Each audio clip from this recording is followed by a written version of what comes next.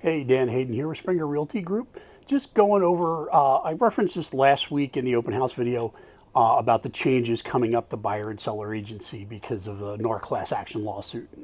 There's some other people involved, but unless you're a real estate nerd, you probably don't need to get into the weeds.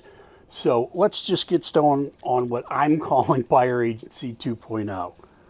Okay, so what's changing? Before anybody shows you a house, unless you're walking into an open house, that's a little bit of a loophole. If you're going to have somebody represent you as a buyer's agent, before they open that door, you're going to unfortunately now need to sign a buyer agency contract, whether that's an exclusive relationship, an open contract, what the fees are, and all that fun stuff. So when you sign this buyer agency agreement, it's going to spell out how much the agent's going to make, and it's going to be an obvious number in the agreement. And even if it's a temporary contract or an exclusive relationship, timeframes will be in there. But exactly how that breakdown is going to go is between you and your agent. There's no governing body that says it must be X, Y, or Z. Obviously, different agents are going to have different standards. Plan accordingly. But there can't be something in there that just says, I'll take whatever the seller's going to offer. Because the seller may not offer anything. But that's a whole other problem for another day. And whatever fee you agree to is all your agent can collect. It doesn't matter if the seller is feeling generous and wants to offer more than your agent is asking. The agent can only take what is in your buyer agency agreement. Obviously, again, we touched on this. Brokers' fees and commissions are fully negotiated. They're not set by law. They're not set by a trade organization. It's within the company, by the agent themselves. Everybody's got a different business model. Plan accordingly. Okay, so this applies to both written agreements and any video show. If I'm going to live stream the house to you because you're out of the area or your work schedule doesn't work out, and there's a tight window to check out the house. Done this a few times. Actually did this for a couple who bought a house from in West Grove that was living in Okinawa at the time. That was fun. Anyway, moving on.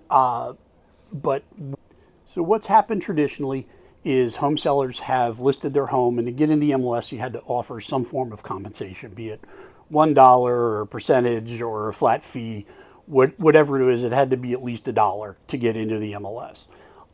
Sellers may still opt to help fund that expense under an assist column that we'll go over in paperwork if you decide to hire me, or your agent that you decide to hire will go over that with you. But they don't have to anymore. And even if they are, that number will not be, it's not allowed in the MLS or anywhere else that MLS data feed goes to. So it makes things a little bit more interesting than it used to be. You never really know what your costs are until you ask the listing agent. And that your buyer's agent and the listing agent will have figured out a way to communicate that to each other that's not involving the MLS. Okay, so all this started on August 1st here in Pennsylvania. Different states, different plans. I think the forms dropped July 31st in Delaware. I'm only licensed in those two states at the moment, so that's all I'm talking about. The practice goes into effect per the lawsuit by the 17th of August. So there's a little gray area, a little overlap, but the MLS and everybody is kind of rolling like it's in place at the moment. So what's not changing? Any agent you hire, whether it's me or somebody else, are here to help you navigate through the process. We'll go over all questions you have. Most people, this is their single largest purchase. Take your time, know what you're getting into. Please, for the love of God, if you don't understand, stop and ask a question. Don't get too wrapped up. Make sure you're making the right decision for you, and any ethical realtor will be happy to help guide you through that process. So whether you're working with me or a different agent, we're going to sit down and discuss all these different options with you and try and alleviate as much confusion as we possibly can. Take your time. Obviously, buying a home is, for most folks, their largest personal purchase. So make sure you understand what's happening throughout the process. And if you don't, stop and ask. That's why we're here. Again, Dan Hayden, Springer Realty Group.